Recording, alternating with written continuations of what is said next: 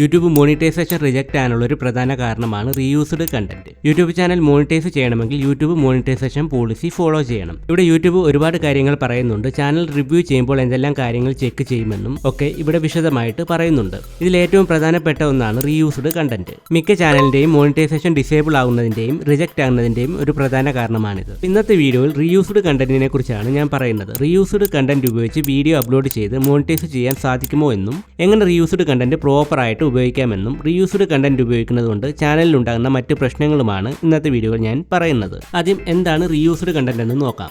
Already യൂട്യൂബിൽ upload ചെയ്തിട്ടുള്ള ഒരു വീഡിയോ ഡൗൺലോഡ് ചെയ്ത് വീണ്ടും യൂട്യൂബിൽ അപ്ലോഡ് ചെയ്യുന്നതിനെയാണ് റീയൂസ്ഡ് കണ്ടന്റ് എന്ന് പറയുന്നത്. അതുപോലെ തന്നെ നമ്മുടെ സ്വന്തം വീഡിയോ തന്നെ വീണ്ടും ചാനലിൽ അപ്ലോഡ് ചെയ്യുന്നതും റീയൂസ്ഡ് കണ്ടന്റിൽ പെടും. വേറൊരാളുടെ പെർമിഷനോട് കൂടി തന്നെ ഒരു വീഡിയോ നമ്മൾ അപ്ലോഡ് ചെയ്യുകയാണെങ്കിലും ഇത് റീയൂസ്ഡ് കണ്ടന്റിൽ പെടും. എങ്ങനെയുള്ള കണ്ടന്റിലാണ് റീയൂസ്ഡ് കണ്ടന്റ് പ്രോബ്ലം ഉണ്ടാകുന്നതെന്ന് നമുക്ക് നോക്കാം. ഒരു വീഡിയോ ഡയറക്റ്റ് ആയിട്ട് ഡൗൺലോഡ് ചെയ്യുന്ന ഉപയോഗിക്കുന്നത് കൊണ്ട് എന്തായാലും പ്രോബ്ലം വരും. അതുപോലെ കുറെ അധികം വീഡിയോസ് ഒരുമിച്ച് ചേർത്ത് വെച്ച് ബാക്ക് ടു ബാക്ക് വരുന്ന രീതിയിൽ അപ്ലോഡ് ചെയ്താലും റീയൂസ്ഡ് കണ്ടന്റ് ഇഷ്യൂ വരും. അതായത് നമ്മുടെ സ്വന്തമല്ലാത്തൊരു വീഡിയോ സോഷ്യൽ മീഡിയയിൽ നിന്നൊക്കെ എടുത്ത് കോമ്പിലേഷൻ രീതിയിൽ എഡിറ്റ് ചെയ്ത് അപ്ലോഡ് ചെയ്യുന്നത് ഒഴിവാക്കുക. ഇനി റീയൂസ്ഡ് കണ്ടന്റ് നമ്മുടെ ചാനലിൽ പ്രോബ്ലം ഒന്നും ഉണ്ടാക്കാത്ത രീതിയിൽ എങ്ങനെ ഉപയോഗിക്കാമെന്ന് നമുക്ക് നോക്കാം. യൂട്യൂബ് റീയൂസ്ഡ് പോളിസിയിൽ ഇവിടെ പറയുന്നത് റീയൂസ്ഡ് കണ്ടന്റ് മോണിറ്റൈസ് ചെയ്യാനായി ഇത്തരം വീഡിയോസ് നമ്മൾ ഉപയോഗിക്കുമ്പോൾ അത് അതുപോലെ തന്നെ അപ്ലോഡ് ചെയ്യാതെ നമ്മുടേതായ ക്രിയേറ്റിവിറ്റി അതിൽ ഉണ്ടായിരിക്കണം. ഏതെങ്കിലും വാല്യൂബിൾ ആയിട്ടുള്ള കാര്യങ്ങൾ ആ വീഡിയോയിൽ ആഡ് ചെയ്തിരിക്കണം. വോയിസ് ഓവറോ അതല്ലെങ്കിൽ നമ്മുടേതായ എന്തെങ്കിലും ആ വീഡിയോയിൽ ഉണ്ടായിരിക്കണം. അപ്പോൾ ഇത്തരത്തിൽ റീയൂസ്ഡ് കണ്ടന്റ് കുഴപ്പമില്ലാത്ത രീതിയിൽ നമുക്ക് ഉപയോഗിക്കാൻ സാധിക്കും. അപ്പോൾ ഇത്തരത്തിൽ റീയൂസ്ഡ് കണ്ടന്റ് ഉപയോഗിക്കുന്ന ചാനൽസ് ഒരുപാടുണ്ട്. മലയാളത്തിലുമുണ്ട്, മോണിറ്റൈസ് ചെയ്ത ചാനൽസും ഉണ്ട്. ഇത് ഏതൊക്കെയാണെന്നും ഇത് എങ്ങനെ ഉപയോഗിക്കാമെന്നും ഞാൻ പറഞ്ഞു തരാം. ഇതിനൊരു ഉദാഹരണമാണ് റിയാക്ഷൻ വീഡിയോസ്. റിയാക്ഷൻ വീഡിയോ ചെയ്യാൻ ഏതെങ്കിലും മറ്റൊരു വീഡിയോ നമുക്ക് വേണം. നമ്മൾ ഒരു റിയാക്ഷൻ വീഡിയോ ചെയ്യുമ്പോൾ നമ്മൾ റെക്കോർഡ് ചെയ്ത നമ്മുടെ വീഡിയോയിൽ താഴെയായിട്ട് ആ റിയാക്ട് ചെയ്ത വീഡിയോ താഴെ ഒരു ബോക്സിൽ ചെറുതായിട്ട് ഉൾപ്പെടുത്താവുന്നതാണ്. ഇങ്ങനെ ചെയ്യുന്ന വീഡിയോയിൽ നമ്മുടെ പ്രസൻസ് ഉള്ളതുകൊണ്ടും വോയിസ് ഓവർ ഉള്ളതുകൊണ്ടും റീയൂസ്ഡ് കണ്ടന്റ് പ്രോബ്ലം ഉണ്ടാകില്ല. നിങ്ങൾ ഇപ്പോൾ കാണുന്ന ഒരു മൂവി റിയാക്ഷൻ ചാനലാണ്. 1,00,000 മുകളിൽ സബ്സ്ക്രൈബേഴ്സ് ഉണ്ട്. 1000 മുകളിൽ വീഡിയോസ് ആണ് ഇതിൽ അപ്ലോഡ് ചെയ്തിട്ടുള്ളത്. ഇതെല്ലാം റിയാക്ഷൻ വീഡിയോസ് ആണ്. ഇതിൽ മറ്റൊരു പ്രോബ്ലംസും ഇല്ല. ഈ ചാനൽ മോണിറ്റൈസ്ഡും ആണ്. പിന്നീട് എനിക്ക് കമന്റ്സിൽ കുറെ ക്വസ്റ്റ്യൻസ് വന്നിരുന്നു, മൂവി സീൻസും തഗ് വീഡിയോസും ഒക്കെ ഉപയോഗിക്കുന്നത് കൊണ്ട് റീയൂസ്ഡ് ഇഷ്യൂ ഉണ്ടാകുമോ എന്ന്. ഇപ്പോൾ ഞാൻ ഇവിടെ ഒരു ചാനൽ എടുത്തിട്ടുണ്ട്. ഇതിൽ മ്യൂസിക്, ഫിലിം, TV ഷോ ഇതിന്റെയൊക്കെ ക്ലിപ്പ് ഉപയോഗിച്ചുകൊണ്ടുള്ള ഒരു ചാനലാണ്. വലിയൊരു ചാനലാണ് ഇത്. 25 മില്യൺ സബ്സ്ക്രൈബേഴ്സും 25,000 വീഡിയോസുമാണ് ഇതിൽ അപ്ലോഡ് ചെയ്തിട്ടുള്ളത്. ഈ വീഡിയോ പ്ലേ ചെയ്ത് നോക്കിയാൽ തന്നെ നമുക്കറിയാം ഇത് വോയിസ് ഓവർ ഉള്ള ഒരു ചാനലാണ്. ചെറിയ രീതിയിൽ മൂവി സീനൊക്കെ ഇതിൽ ഉൾപ്പെടുത്തിയിട്ടുണ്ട്. ഈ ഒരു ചാനൽ മോണിറ്റൈസ്ഡുമാണ്. അപ്പോൾ ഇത്തരത്തിലുള്ള ചാനൽസ് മോണിറ്റൈസ് ചെയ്യാൻ സാധിക്കും. ഇനി നമുക്ക് തഗ് ലൈഫ് പോലുള്ള ചാനൽസ് ഒന്ന് ചെക്ക് ചെയ്ത് നോക്കാം. ഞാനിപ്പോൾ ഇവിടെ ഒരു തഗ് വീഡിയോസ് അപ്ലോഡ് ചെയ്യുന്ന ഒരു ചാനൽ എടുത്തിട്ടുണ്ട്. ഇതിൽ വേരിഫിക്കേഷൻ ബാഡ്ജ് ഒക്കെ കിട്ടിയിട്ടുള്ള ഒരു ചാനലാണ്. ഈ ഒരു ചാനലിന്റെ മോണിറ്റൈസേഷൻ സ്റ്റാറ്റസ് നോക്കുമ്പോൾ നമുക്ക് ഇവിടെ കാണാം ഈ ഒരു ചാനൽ മോണിറ്റൈസ്ഡ് അല്ല.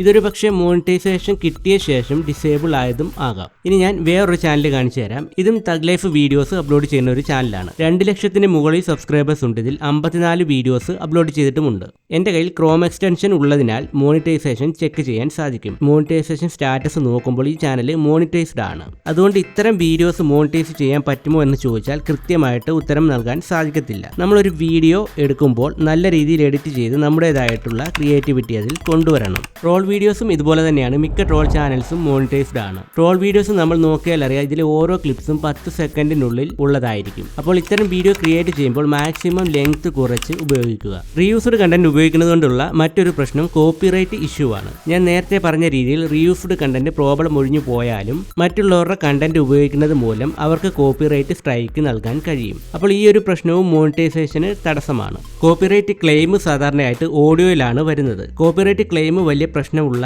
കാര്യമല്ല. നമ്മളൊരു വീഡിയോ അപ്ലോഡ് ചെയ്ത ശേഷം അത് അൺലിസ്റ്റഡ് ആക്കി വെക്കുക. ഈ ഒരു സമയത്ത് നമുക്ക് കോപ്പിറൈറ്റ് ക്ലെയിം വന്നിട്ടുണ്ടെങ്കിൽ അത് അറിയാൻ സാധിക്കും. ആ സമയത്ത് നമുക്ക് വീഡിയോ ഡിലീറ്റ് ചെയ്ത് ഇഷ്യൂ സോൾവ് ആക്കിയ ശേഷം വീണ്ടും അപ്ലോഡ് ചെയ്യാവുന്നതാണ്. പബ്ലിഷ് ചെയ്ത ശേഷവും യൂട്യൂബ് ലൈബ്രറിയിൽ നിന്ന് ഓഡിയോ എടുത്ത് റിപ്ലേസ് ചെയ്യാവുന്നതാണ്. ചാനൽ മോണിറ്റൈസ് ചെയ്യുന്നതിന് മുൻപ് തന്നെ കോപ്പിറൈറ്റ് ക്ലെയിംസ് എല്ലാം ഒഴിവാക്കണം. ഞാൻ നേരത്തെ പറഞ്ഞ രീതിയിൽ റീയൂസ്ഡ് പ്രോബ്ലം ഇല്ലാത്ത വീഡിയോയിലും കോപ്പിറൈറ്റ് ഓണേഴ്സിന് കോപ്പിറൈറ്റ് സ്ട്രൈക്ക് നൽകാൻ ചെയ്യാൻ കഴിയും. കോപ്പിറൈറ്റ് സ്ട്രൈക്ക് വരുമ്പോൾ മോണിറ്റൈസ് ചെയ്യാൻ പറ്റില്ല എന്ന് മാത്രമല്ല, അത് ചാനലിനെ അഫക്റ്റ് ചെയ്യും. 3 കോപ്പിറൈറ്റ് സ്ട്രൈക്ക് കിട്ടിക്കഴിഞ്ഞാൽ ചാനൽ യൂട്യൂബ് ടെർമിനേറ്റ് ചെയ്ത് കളയും. അപ്പോൾ ഇതൊക്കെയാണ് റീയൂസ്ഡ് കണ്ടന്റ് ഉപയോഗിച്ചാൽ നിങ്ങളുടെ ചാനലിൽ വരുന്ന പ്രശ്നങ്ങൾ. ഇത് പരിഹരിക്കാനായിട്ട് എന്തൊക്കെ ചെയ്യാമെന്ന് നമുക്ക് നോക്കാം. കോപ്പിറൈറ്റ് സ്ട്രൈക്ക് ഒഴിവാക്കാനായിട്ട് യൂട്യൂബിൽ ക്രിയേറ്റീവ് കോമൺ ലൈസൻസിലുള്ള വീഡിയോസ് ഉപയോഗിക്കാം. ഇതിലും എഡിറ്റ് ചെയ്ത് വോയിസ് ഓവർ ഒക്കെ കൊടുക്കണം. അതുപോലെ തന്നെ നമുക്ക് സ്റ്റോക്ക് ഫൂട്ടേഴ്സും ഉപയോഗിക്കാം. അതായത് കോപ്പിറൈറ്റ് ഫ്രീ ആയിട്ടുള്ള വീഡിയോസ് യൂട്യൂബിലും ഗൂഗിളിലും ഒക്കെ കിട്ടും. അതൊക്കെ നമുക്ക് ചാനലിൽ ഉപയോഗിക്കാവുന്നതാണ്.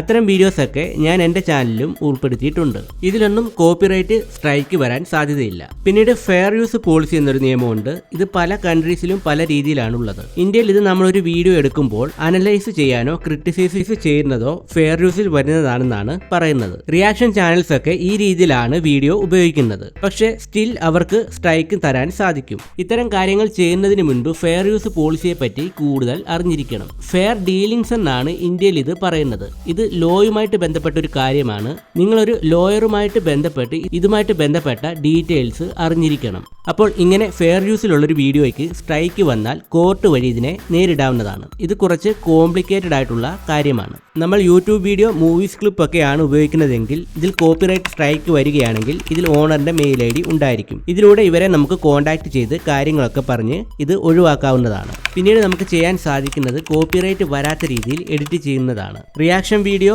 മൂവീസ് ക്ലിപ്പ് ഒക്കെ ഉപയോഗിക്കുന്നുണ്ടെങ്കിൽ കോപ്പിറൈറ്റ് ക്ലെയിം വരാതിരിക്കാൻ ഓഡിയോയുടെ പിച്ചൊക്കെ കുറച്ച് അഡ്ജസ്റ്റ് ചെയ്യാവുന്നതാണ്. ട്രോൾ വീഡിയോസ് ആണെങ്കിൽ ഓരോ ക്ലിപ്പിന്റെയും ഡ്യൂറേഷൻ 10 സെക്കൻഡിന് ഇടയ്ക്ക് ആക്കാവുന്നതാണ്. ഇപ്പോൾ ഹോളിവുഡ് മൂവീസിന്റെ ഒക്കെ സ്റ്റോറി പറയുന്ന ചാനൽസ് ഉണ്ട്. അപ്പോൾ ഇത്തരം ചാനലിൽ മൂവിയുടെ സ്ക്രീൻഷോട്ട് ഒക്കെ ഉപയോഗിക്കുക. അപ്പോൾ ഇതൊക്കെയാണ് റീയൂസ്ഡ് കണ്ടന്റുമായിട്ട് ബന്ധപ്പെട്ട കാര്യങ്ങൾ. ഞാൻ പറഞ്ഞ പോലെ യൂട്യൂബിൽ നിന്ന് റീയൂസ്ഡ് പ്രോബ്ലം ഇല്ലാതെയും കോപ്പിറൈറ്റ് സ്ട്രൈക്ക് വരാത്ത രീതിയിലും വീഡിയോ ക്രിയേറ്റ് ചെയ്യുക.